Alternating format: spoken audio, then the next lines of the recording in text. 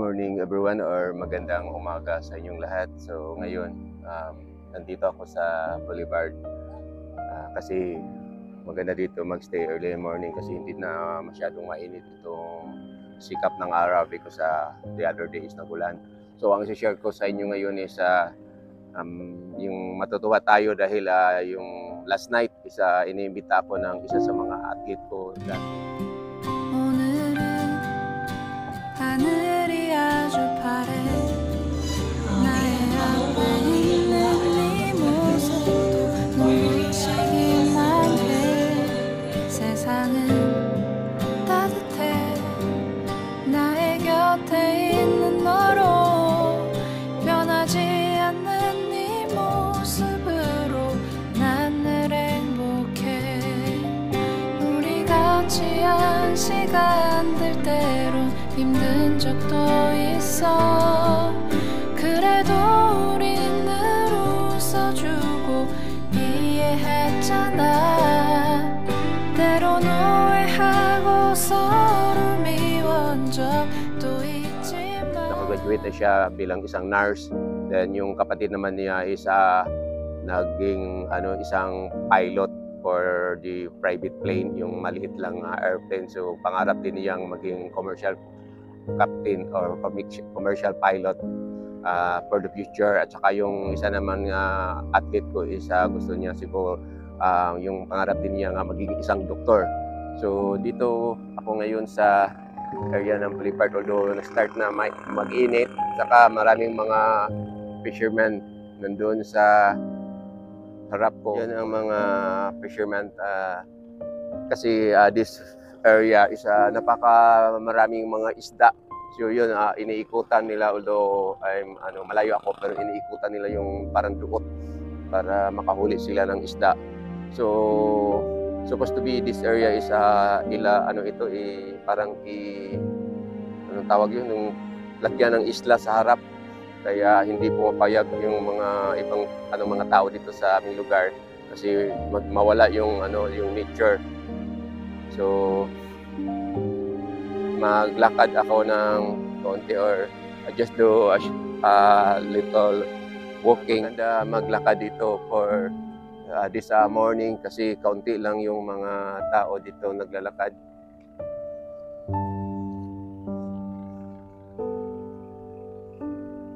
Yun ang nakaganda dito. So after this short walking, pauwi na ako sa bahay for mag-start naman for my bonsai or mag-alaga ng aking bonsai para ma-share naman ako sa inyo kung anong ginagawa ko dito araw-araw.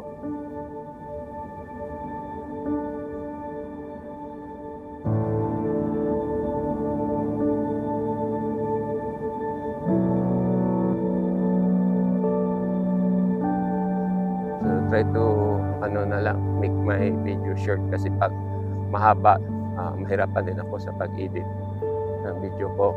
So dito sa bandang area na itong sinasabi nila na magawa daw sila ng 50 meters swimming pool or Olympic size swimming pool yun. So I think doon sa banda doon sa unahan is nasimulaan na nila, nakaready na, tapos nakapatag na yung mga lupa.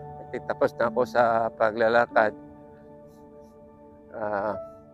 Uwi na ako kasi mainit na dito sa lugar. So after dinner last night, na inimbita ako sa isa sa mga athlete ko to their graduation.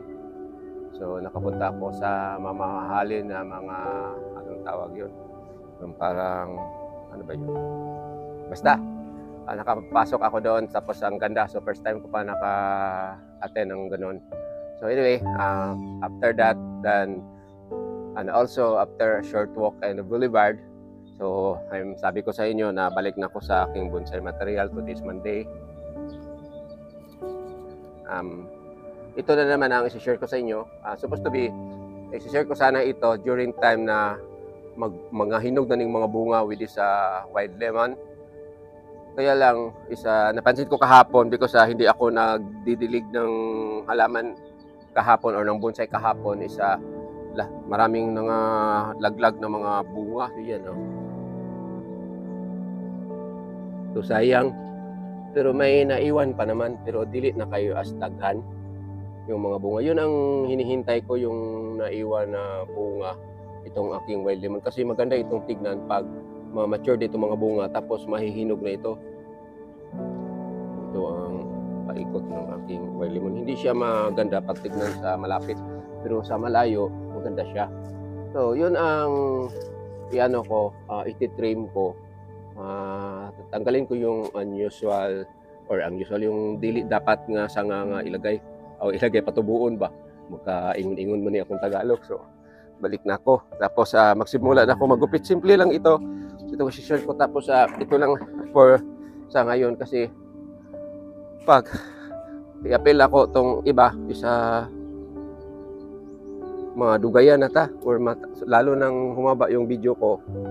So ganito yun nga kahirap mag-maintain ng bonsai. Isang araw lang hindi ko na diligan ng tubig. So ang nangyari, nangalaglag na yun ng mga bunga, nagsilaglagan ding mga bunga niya. So itong paggugupit ko, kailangan dahan-dahan kasi may mga tinik, sakit sa kamay pag matamaan ka. So itong wild lemon ko muntik na ito namatay, kahit yung inano ko ba, what we call niliripat na sobra sa pagkuha ng ugat or gamot. So nangyari ni-react siya, then almost namatay. Mabuti na lang nagsalingsing, kaya hindi masyadong makapal itong mga dahon niya, kasi nalaglag manita ng mga dahon ani. So ganito yung buhay sa isang bonsaiista at saka isang vlogger. So ako, itong bunga katalay, sayang no? Hindi na lang. So ako being vlogger at saka bonsaiista, kahit mga iba kong kasamahan nag-ano na sila, naghinto na sa pagbablog, ako kahit till na wala pa akong natanggap patuloy pa rin, kasi ako naniniwala balang araw may manunood na sa mga video ko na marami, din makatanggap na ako ng revenue sa YouTube. Katulad ni Diwata, hindi niya na inasahan na bigla siyang sumikat. So ngayon, marami na siyang fan sa YouTube. So ganyan lang ang buhay. So ako, hindi man ako sabi na mag-subscribe kayo, or yung sa akin lang yung mga gusto lang manood, yun lang.